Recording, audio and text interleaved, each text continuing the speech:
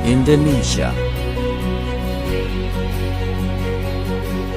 merupakan negara yang katanya telah merdeka selama 79 tahun. Negara yang juga katanya menghormati dan menjunjung tinggi setiap hak-hak yang dimiliki oleh warganya. Bagaimana sih sebenarnya cara Indonesia dalam memaknai kemerdekaan? Apakah masyarakat Indonesia sudah merdeka dalam memperoleh setiap haknya?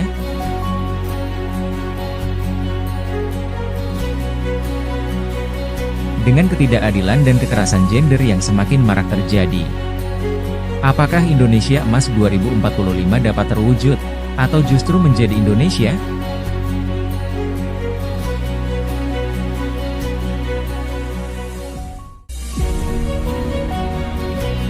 Untuk menjawab semua pertanyaan itu, mari kita kupas tuntas bersama, melalui podcast Women Crisis Center Dian Mutiara Parahita.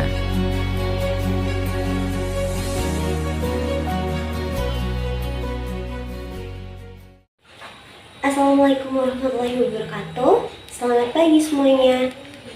Kembali lagi bersama kami di podcast 2 Sisi. Oke, di podcast kita yang ketiga ini kita akan berbincang-bincang dengan topik yang cukup menarik, yakni seputar kekerasan yang terjadi di dunia kerja, yang sebagaimana dilihat dari perspektif atau aspek-aspek hukum dan gender.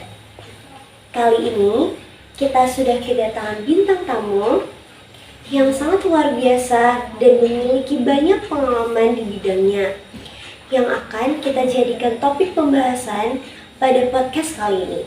Baik, selamat pagi Ibu. Pagi, Assalamualaikum warahmatullahi wabarakatuh. Waalaikumsalam warahmatullahi wabarakatuh. Bagaimana kabarnya nih Ibu? Baik, alhamdulillah sehat. Baik Ibu, kali ini kita akan berbincang-bincang nih seputar layanan, penanganan, juga sharing-sharing tentang kekerasan yang terjadi di dalam dunia kerja.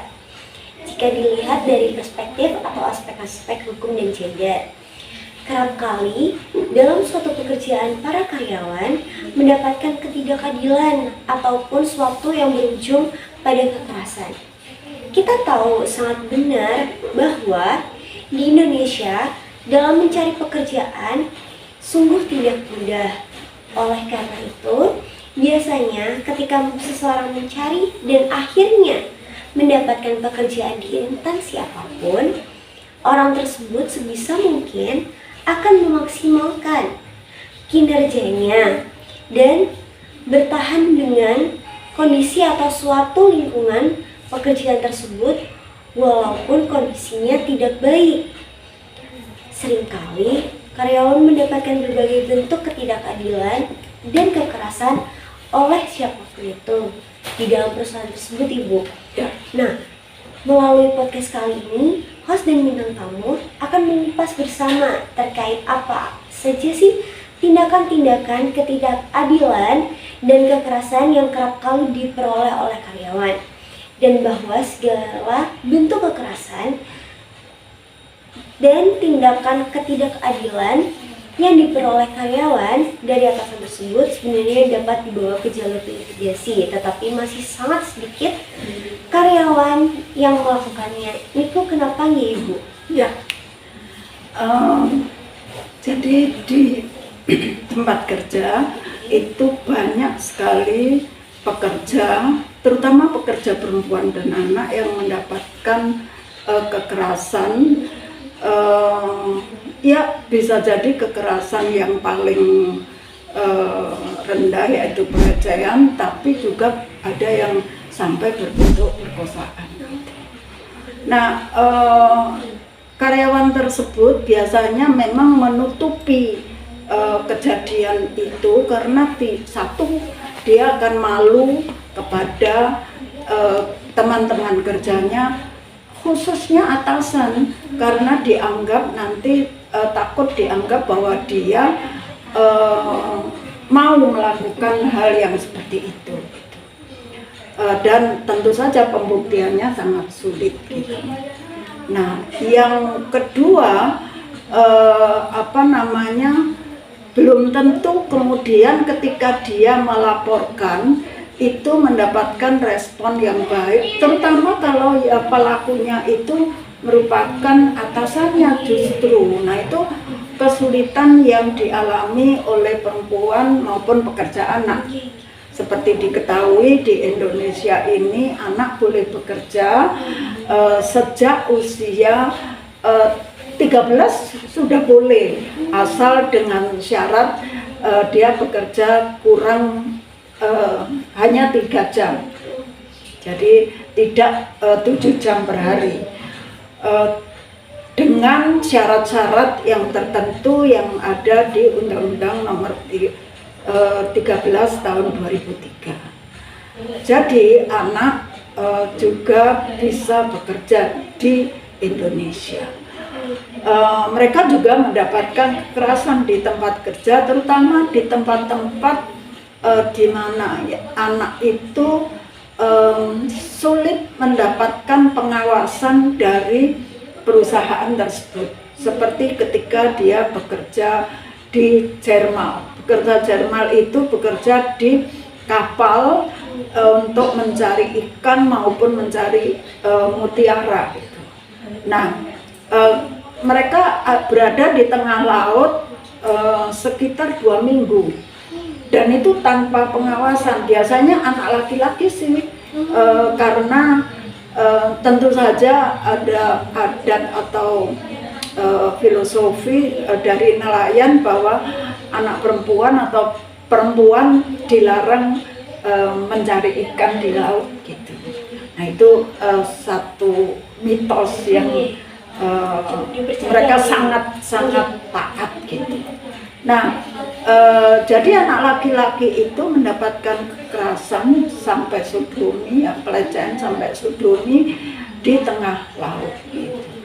Nah, tentu saja dia tidak bisa melapor gitu. Sampai suatu kali ada lembaga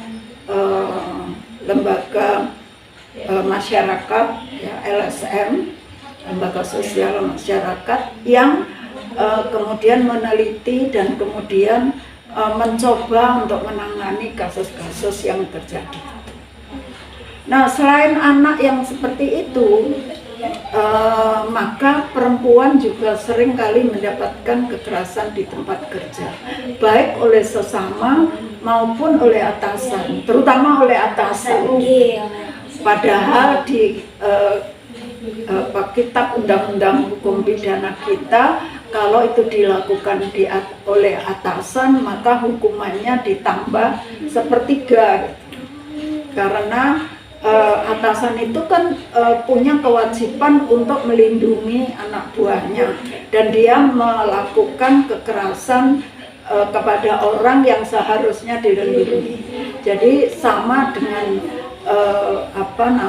kekerasan yang ada di area privat di rumah tangga, misalnya seorang bapak yang incest terhadap anaknya juga harus ditambah hukumannya 1/3 begitu. Nah, tentu saja korban ini susah melakukan atau mendapatkan keadilan dalam ketika mengalami kekerasan di tempat kerja. Satu, seperti kata Mbak tadi, bahwa dia takut sekali dipecat karena itu, karena tuduhannya pasti dia mau melakukannya gitu. Dan tidak ada bukti, tentu saja namanya pelecehan sampai perkosaan dilakukan di tempat tertentu yang tidak ada saksi. Kalau ada saksi pasti akan ditangkap tangan gitu ya. Nah, karena itu jarang sekali ada kasus yang karyawan kemudian tidak takut dipecat dan melaporkan kekerasannya begitu. Bu. Apakah di dunia kerja itu terjadi kasus kekerasan terutama pada pekerja perempuan dan pekerja anak, dan itu tuh sudah ibu tangani atau bagaimana ibu? sudah pernah atau bagaimana, dan bagaimana cara ibu menanganinya? Oke. Itu bisa dijelaskan? Ya benar. Bahkan di WCC kasus itu baru saja selesai ditangani. Tentu saja harus dilindungi nama dan tempat kerja klien kita gitu. Dia bekerja di dunia entertain, pariwisata begitu.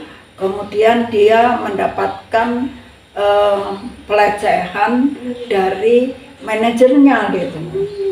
Jadi dia sampai datang ke tempat kami itu menangis, gimana caranya Bu? Kemudian saya bilang oke, kamu sudah melapor belum? Sudah melapor, dan kemudian disuruh menghadap ke HRD-nya gitu. Personalia gitu. Nah, mau diselesaikan oleh kepala personalianya. Nah, dia tanya bagaimana cara saya untuk melakukan itu. Kamu sudah punya punya bukti. Dia menyatakan bahwa ada bukti, tentu saja di dunia kekerasan terhadap perempuan, korban adalah salah satu bukti ya. Selain bukti-bukti yang lain seperti chatting, kemudian kalau ya foto atau kalau perkosaan itu sperma gitu yang ada di badan dari korban gitu. Nah, kalau kasus yang kami tangani itu pelecehan seksual gitu, sehingga tidak ada bukti-bukti yang semacam itu selain chatting gitu. Nah, modus operandi dari pelakunya adalah manajer, dan modus operandinya adalah pekerja perempuan tersebut ditaruh di lokasi, di tempat yang tidak ada orang lain gitu, sehingga dia lebih mudah melakukannya gitu. Mulai dari sapaan-sapaan yang berbau pornografi, berbau seksual, juga sentuhan-sentuhan yang berbau seksual seperti yang tercantum dalam undang-undang tindak pidana kekerasan seksual. Nah, akhirnya dia saya kasih tahu, ya udah, kami tahu, saya tahu bahwa biasanya kalau terjadi perselisihan antara atasan dan bawahan, antar sesama pekerja, maka itu akan ditangani dulu oleh HRD. Nah, perselisihan itu walaupun sebenarnya ini bukan kasus ketenaga kerjaan ya, artinya bukan soal upahnya rendah atau bukan soal tidak diberikan cuti, melainkan soal kekerasan yang dialami. Tapi tetap aja di dunia kerja biasanya akan ada pertemuan dua pihak, yaitu si pelapor, yaitu orang yang mengalami kekerasan, dengan pihak perusahaan yang tidak boleh didampingi oleh siapapun dua-duanya. Ya udah, kemudian saya bilang, ya udah, bilang kepada HRD-mu bahwa sementara ini saya sudah menandatangani surat kuasa dengan WCC Dian Mutiara. Nah, setelah seperti itu, orangnya HRD-nya agak kaget, katanya, wow gitu. Nah, sudah mungkin wah ini sudah ada yang menangani begitu. Nah, kemudian ditanya-tanya dan seterusnya. Nah, semua kronologis itu diberikan bahkan secara tertulis kepada HRD. hari itu diselesaikan seperti itu. Setelah hari keduanya dikonfrontir dengan atasan gitu. Dan tentu saja kemudian yang mengagetkan ketika dikonfrontir itu ternyata HRD di perusahaan, karena perusahaan itu punya beberapa cabang di beberapa kota. Nah, yang datang itu ternyata HRD di pusat itu. Nah, sehingga saat itu si pelaku itu tidak bisa lagi berbohong gitu. Akhirnya pelaku itu mengakui bahwa dia menjadi pelaku dan kemudian si korban bilang meminta pelaku membuat surat pernyataan bahwa dia memang melakukan dan minta maaf. Kasusnya tutup. Close berarti ya teman-teman. Close, ya. Baik, pertanyaannya yang selanjutnya itu bagaimana sih Ibu tindakan kita agar mencegah hal tersebut tidak terjadi lagi di dalam dunia pekerjaan itu, bagaimana Ibu? Iya. Dalam kasus itu si korban sudah tidak merasa nyaman bekerja di tempat tersebut dan dia resign. Sebenarnya dia resign itu seharusnya karena perjanjian kerjanya itu perjanjian kerja waktu tertentu, harusnya dia membayar sisa gaji kepada perusahaan. Itu di dunia kerja seperti itu gitu ya. Jadi hati-hati kalau kemudian melakukan perjanjian kerja waktu tertentu, karena kalau resign salah satu pihak, perusahaan memberhentikan juga harus membayar sisa bulan yang belum digaji. Kalau yang resign itu pekerja, dia juga harus membayar kepada perusahaan itu. Nah, ternyata perusahaan tidak membebani itu. Syukur alhamdulillah gitu. Nah, itu juga yang ditakutkan oleh korban biasanya ketika dia bekerja dengan menggunakan perjanjian kerja waktu tertentu, kemudian terjadi dan kemudian resign, dia khawatir nanti harus membayar dan itu tidak murah gitu. Bagaimana seorang pekerja yang harusnya mendapat uang malah mengeluarkan uang gitu. Jadi itu menjadi hal yang menjadi sulit bagi pekerja untuk memperoleh keadilan ketika dia mengalami ketidakadilan gender. Nah, bagaimana caranya? Tentu saja sebenarnya Kementerian Tenaga Kerja yang waktu itu belum ganti ya,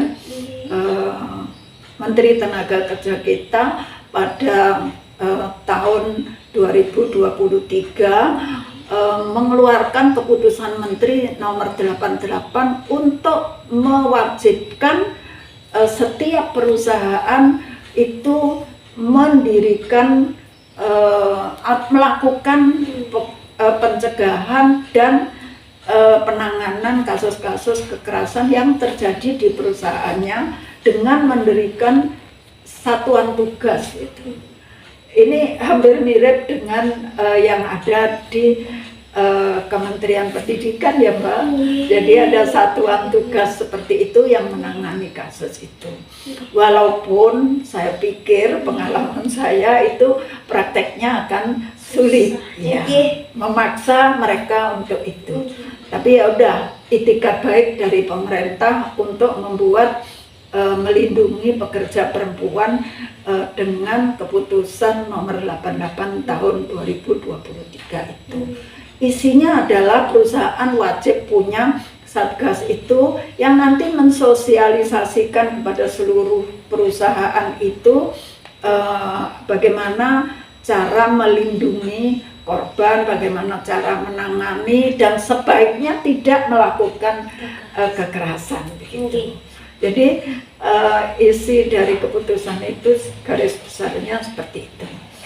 Nah, tentu saja saya pengalaman menangani kasus-kasus di dunia kerja itu, perusahaan itu sangat